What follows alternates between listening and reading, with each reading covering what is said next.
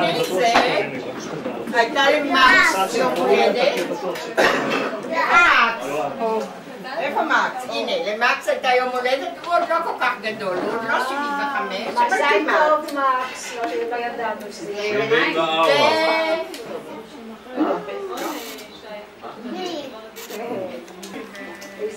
זה לא אגב שלך. עכשיו, כיוון שכל השנים ככה בקיצור, אז הפעם אני מזכרת יואב בקיצור. זה במי, נכון?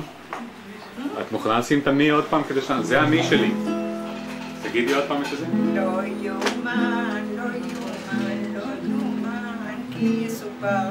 לא יאומן, לא יאומן, לא יאומן, כי יסופר. מי שרוצה יתלווה אליי. לא יאומן, לא יאומן, כי יסופר. לא יאומן, לא יאומן, לא יאומן, כי יסופר. כולם קלטתם את זה?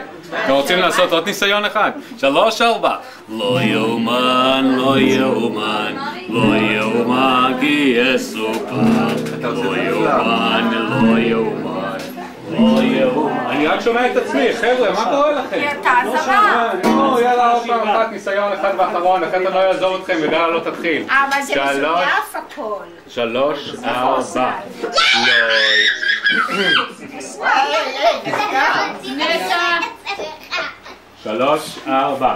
לא יאומן, לא יאומן. חבר'ה, אני לא שומע אף מילה. אתה לא מבין שהמדינה שלך שלו, המדינה שלך שלך. של זה אני מנסה. יסופר. אני רואה שאבא שלך... היא בן 70 ועוד 5. אני בסימן הווליום, הכל בסדר. אז זהו, תסתכלו עליו, אז זהו הילד.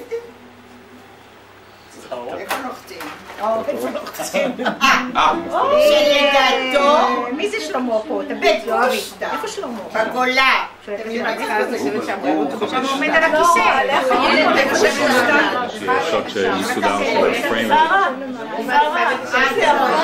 יש צילום של קלטת מהבהבת?